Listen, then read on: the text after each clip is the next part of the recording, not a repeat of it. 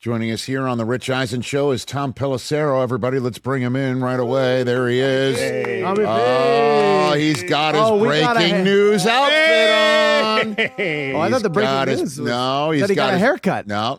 Did you clean up the mullet? No. I see. No. We're still working over here, but we've already had some breaking news this morning. Yeah. So staying alert. At this time, 1 week from today, we will be about 20 minutes into the free agent negotiating window. Nicely it will done. be on in the NFL. Yep. So I'm really just, this is like my training camp right here. We're getting used to it. So let me ask you this question, Tom. Do you just walk around your house in regular street clothes, and then do you have a cave sort of with your butler and your high-tech equipment that you go in and you change into the outfit, and then you suddenly come out information man? Like, is there such a thing?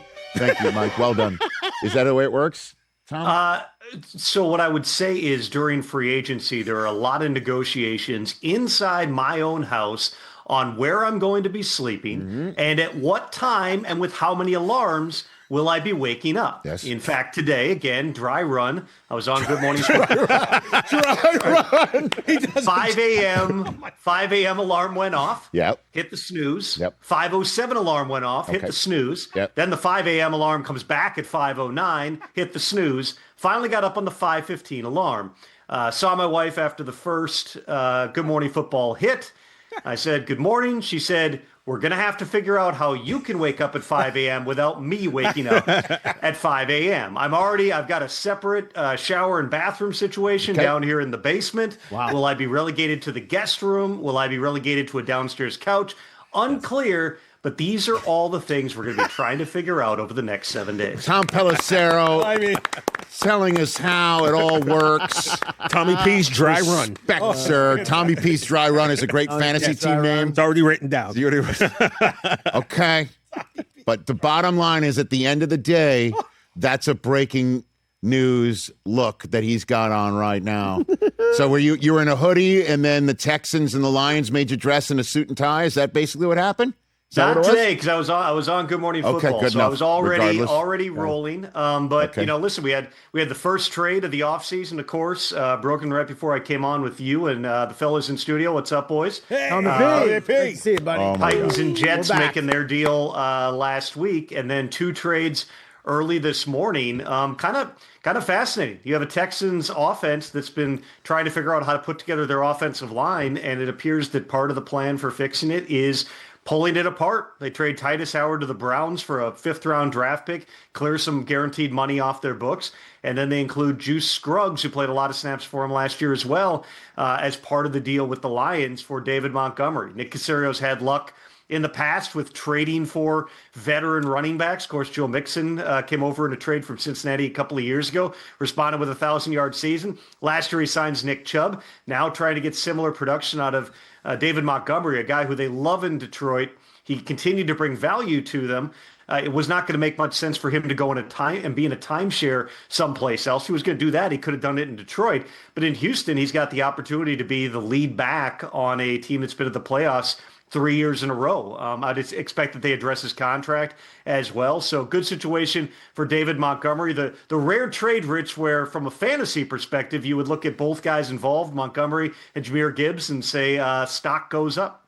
Yeah, and by the way, Tom Pelissero here on the Rich Eisen Show. Our radio audience was rejoining us in the middle of your reporting there on the trade, David Montgomery to the Texans, and it's more than a 5th, right? You reported it's a 4th and a 7th, and an actual offensive line player, and an actual offensive line player got traded to the Browns from the Texans earlier in the day. Juice Scruggs to Detroit and Titus Howard to the Browns. Why are the Texans trading away offensive linemen in a league where offensive linemen should stay? Why are they doing that?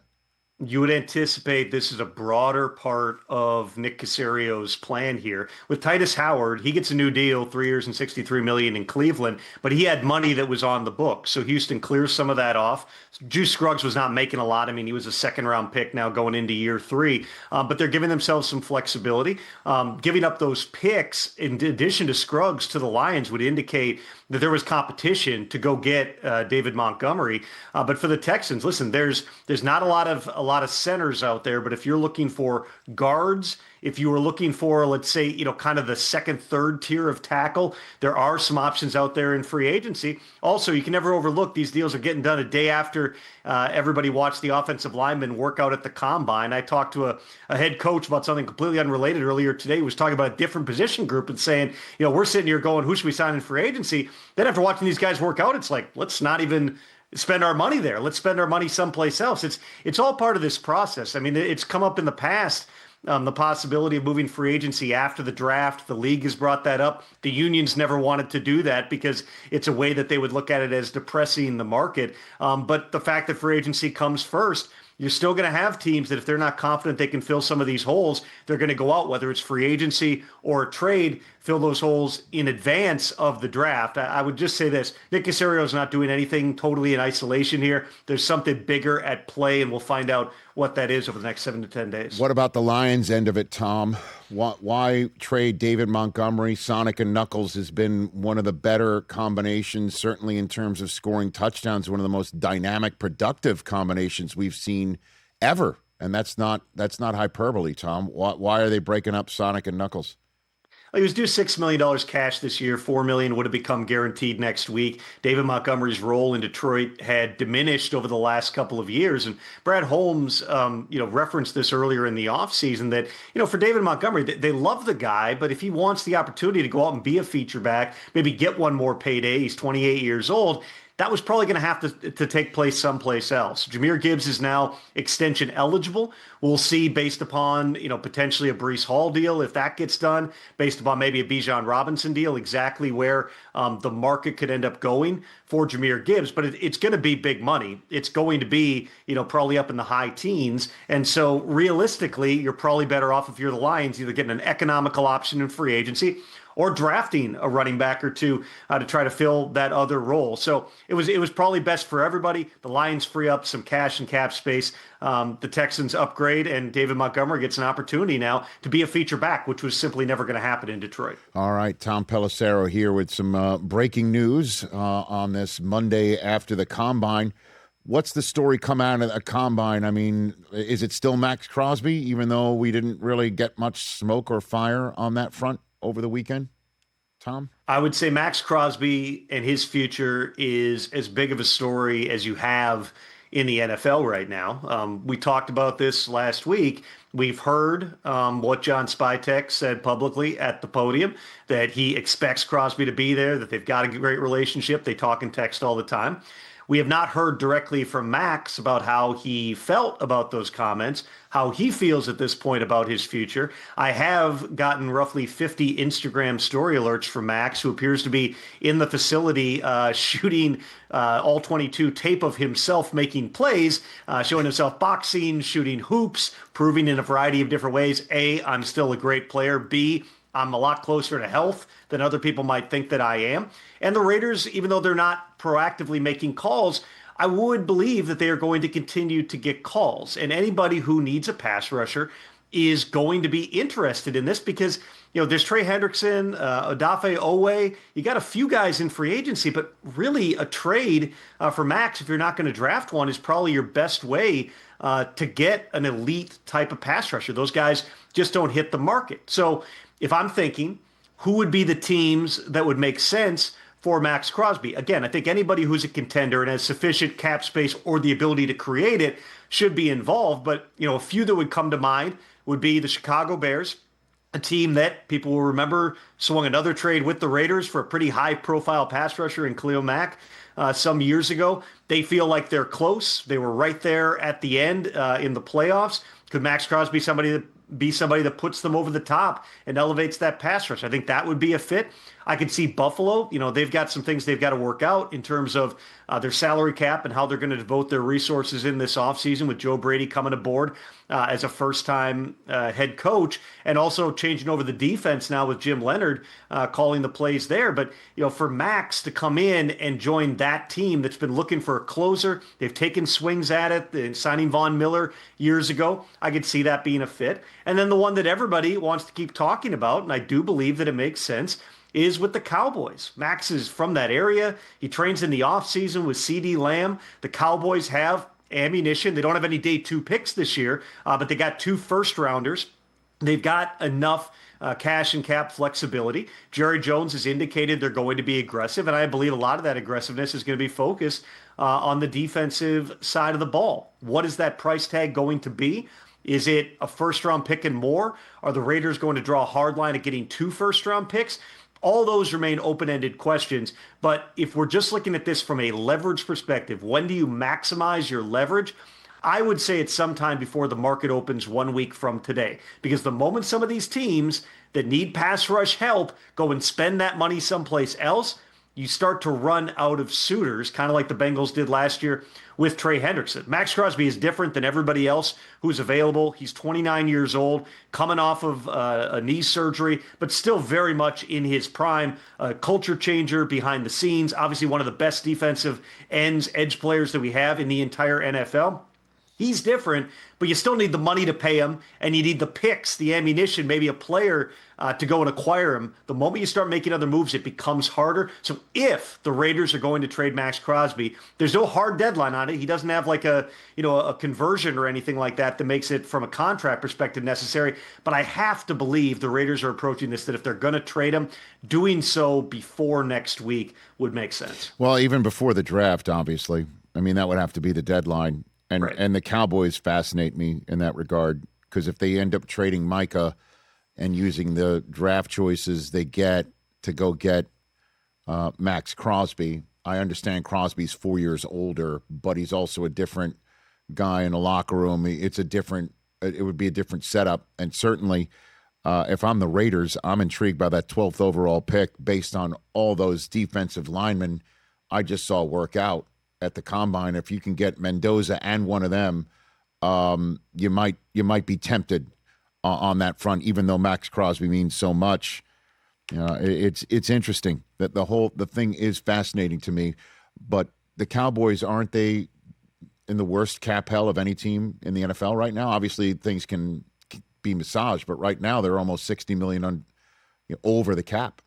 Tom. There's different contracts that they can dip into and create cap space pretty easily, doing simple conversions on Dak Prescott, among others. They'll get him back closer. There's also the possibility you could trade a player in a deal to go get a Maxx Crosby, which would help alleviate some of that. And then when you go back to the Micah Parsons trade, there's a lot of different ways that you could look at it, and that's one of those rich defining trades that we'll all be talking about for years to come and analyzing it and hyper-analyzing it. But if you look at it from this perspective, if in the end, based on where all these picks ended up going and what they did with them, if they traded Micah Parsons, in essence, for Kenny Clark, Quinnen Williams, and let's say Maxx Crosby, that's a pretty good haul that allows you to accelerate your rebuild as opposed to just taking those picks, drafting players, and hope they develop into those types of core talents. Tom Pelissero here on the Rich Eisen Show. When does the quarterback market pop? When?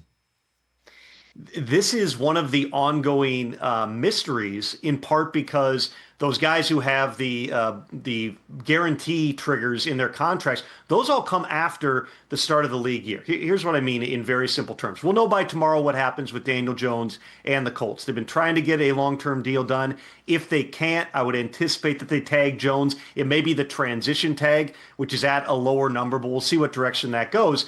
Everybody else, in terms of namely Malik Willis and what his market is going to be, those players will become free agents on Monday. And so some of the same teams that might be going, all right, what is the right number to go get a Malik Willis? Or if you're going to, in a different bucket, sign a Joe Flacco or a Jimmy Garoppolo, or whether it's Aaron Rodgers, Russell Wilson, there's some big names that are available. You may have to make those decisions before you have final knowledge on whether any of these other guys are going to end up getting cut. the prevailing sense within the league is, besides Kirk Cousins, who we know based on his contract is going to be released on March 11th, you have triggers in the contracts of Geno Smith and Tua Tagovailoa that don't hit until next Friday the 13th, and a Kyler trigger that doesn't hit until Sunday the 15th. So if you're coming down to it, you might think, all right, we're just going to sign this guy when he gets cut for the minimum. But if one of those teams decide to hold the player you're going after, you might be more motivated just to go out and at least get an insurance plan before those insurance plans dry up.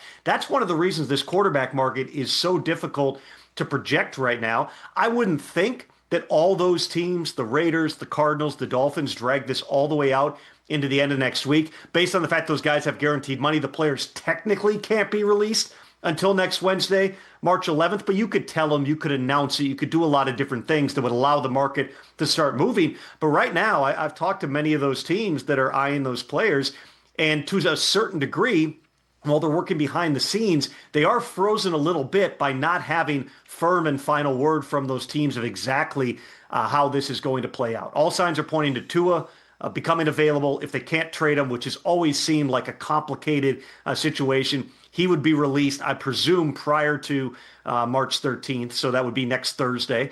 And then with Kyler Murray, it seems like things are pointing that direction, but Kyler has not been told what the firm and final word is. I believe he would have a really robust market if he were cut and be able to sign for the minimum. And Geno Smith would have a market. But, you know, if you're the Raiders, we've kind of talked about the Raiders within this lens of, well, they're drafting Fernando Mendoza, we think, at number 1 overall. So they've got their quarterback. What if Clint Kubiak doesn't want to play him out of the gate? What if the best thing for an RPO-heavy quarterback in his college career is to sit back behind a veteran and learn until they feel like he's really ready to hit the ground running on a Raiders team that's doing a ground-up rebuild? If that is the scenario you have in your head, do you just keep Geno Smith, who you're already paying $18.5 this year? He'd have another $8 million vest if he's still on the roster on March 13th. Do you move on from Geno, whether it's via trade or cut, and maybe sign one of these other guys that you potentially can get for the minimum or close to it? Of all the teams that we've talked about, and there are a bunch that need quarterbacks from the Vikings, the Steelers, the Dolphins, and the Cardinals, presuming that they move on, the Colts, pending what happens with Daniel Jones, among others.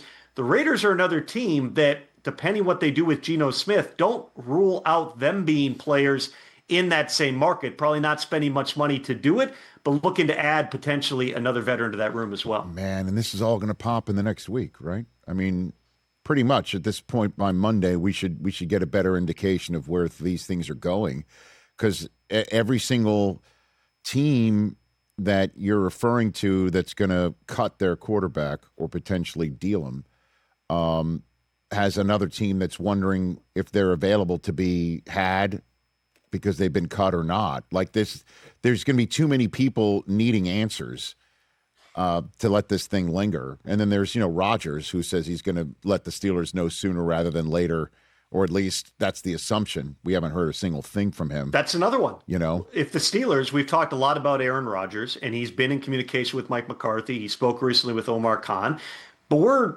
a week away from the free agent negotiating window opens, which was the soft target for having a Rodgers decision. To this point, as I sit here, we don't have an Aaron Rodgers decision. So even the Steelers, they like Will Howard, but you're not just going to go, well, Will Howard, that's the room for the year, him and Mason Rudolph. You're acquiring somebody somehow. Do they become players for, let's say, a Kirk Cousins, who I know that if things had fallen differently last year, could have been a consideration in Pittsburgh? These are all intertwined here, Rich. And I'm not even being, cryptic as I often am. I'm just literally saying the teams themselves don't firmly know so many different things. And so much of this quarterback market is going to be defined by who becomes available, that there is a lot of uncertainty. One of the things that we'll get a pretty clear idea of by this time 1 week from now is, what is the Malik Willis market, and does he take out one of those starting jobs? If the money goes crazy, it's going to eliminate some people from being in that mix. I mean, Malik is, I've always liked Malik, going back to meeting him at the Senior Bowl. He made the most of his opportunities. We know his downfield passing numbers are off the charts, but it is a really, really small sample size. Does somebody feel confident in Malik Willis enough to say we're going to give you 20, 25 million a year? Is it possible the number comes in under that? If the number's under 20 million, and I'm not saying that it will be, but if it were, that might bring some other teams into play. Even a team like the Vikings that we've talked about repeatedly as being in the market for the bare minimum quarterback. If you got another bite at the apple here on a young quarterback to come in and potentially compete with J.J. McCarthy, there's just a plethora of different ways that this entire thing can go. I would say the first step of this, which we'll get word on in the next 28 hours here, is what's happening in Indianapolis with Daniel Jones. Is it possible they get a deal done? I don't, sitting right here, right now, believe that's going to happen. Then do they franchise tag him or do they transition tag him? If you transition tag him, that means now he can sign an offer sheet someplace else. The Colts may well match it, but it would at least leave that door cracked open ajar for other teams to go, even for a guy coming off an Achilles. He played at a really high level when they started 7-1 last year. It'd be one more thing for these teams to evaluate. Yeah, we had Chris Ballard on during the combine. I did not get the sense that somebody other than Daniel Jones is their quarterback in the fall. Like I don't think he's going anywhere. They're going to figure that thing out one way or another. Franchise tag to maybe kick the can down the road and figure it out. Before I let you go, what are the other tag situations? This is a 4 p.m. Eastern Tuesday deadline on that, Tom. What do you got for me here? Well, let's start with the Jets and Breece Hall. And their GM, Darren Muji, said at the Combine that if they can't get a deal done with Breece, then they are planning to tag him. They are still working on that. The door is not completely slammed shut on getting a Breece Hall deal done. But he's the top running back on the market. And so we'll see exactly how this plays out. If they can't get a deal done, I know there's been a lot of talk about the transition tag. I wouldn't be surprised if it's the franchise tag instead. You're talking about only a $3 million difference from 11 to 14. It would, prevent one of those situations like I'm talking about with Daniel Jones, where if you transition him, somebody else can sign him to an offer sheet that makes it more complicated for you to match and re-sign the player. We'll see what direction that goes, but would not be a surprise to me if Breece Hall ends up getting the franchise tag by 4 p.m. Eastern time on Tuesday. Trey Hendrickson in Cincinnati is another really fascinating one because he would be the top defensive end if he hits the market. It has always seemed logical that he is going to hit the market, but the Bengals have refused to rule out the possibility of using the franchise tag on him, possibly setting up a tag and trade situation, because the moment that Trey would get tagged, I would imagine, based upon what's happened the last 2 years, that he's going to go through the roof. He doesn't want to be staying in Cincinnati. He doesn't want to have his movement restricted. Again, we'll find out. There's been nothing clearly communicated on that front to this point. Certainly Trey Hendrickson would be one of the top free agents. And that might be it, Rich. I'm not anticipating this being a big tag year. George Pickens, Kyle Pitts have already gotten the franchise tag.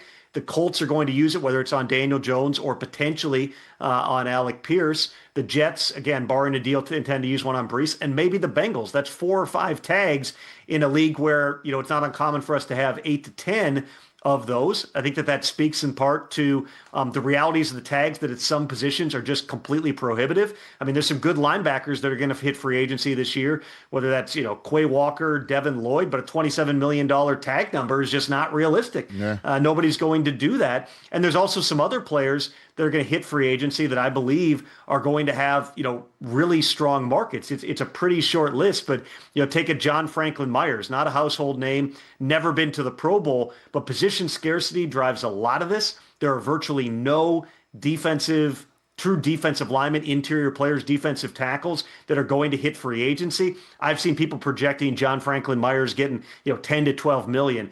I'll say this one, Rich, don't be surprised if that number has a 2 in front of it when JFM hits free agency. Okay.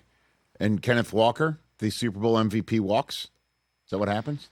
I would be surprised. It'd be really hard to franchise tag Kenneth Walker. And I don't really see the transition tag being an option. Doesn't mean they can't get a deal done. But it would be really tough financially and otherwise. All those guys that Seattle has coming up, between Devin Witherspoon, Jackson Smith and Jigba, among others that are up for contract extensions. If the market's right, John Schneider is always he's never going to slam the door on any player, but a $14+ million franchise tag. I know how important him, Kenneth Walker was in the playoff run, and of course winning Super Bowl MVP. But tagging him just doesn't seem realistic for where they are right now. And so I do believe that Kenneth Walker is going to get an opportunity to see his market. Tom, thanks again. I will reach out to you maybe later in the week, get you back on here, and it'll be interesting to see if you're suited and booted or you're just casual.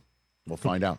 We are suited, booted, and ready for at least the next 2 weeks, Rich. Anytime, night or day, I will sleep in the suit. Tom Pelissero, everybody. Check him out on the Insiders on NFL Network and NFL Plus right here on The Rich Eisen Show. Hey, you made it all the way to the end. Thanks for that. Check us out every single day streaming live on Disney Plus and the ESPN app 12 to 3 Eastern.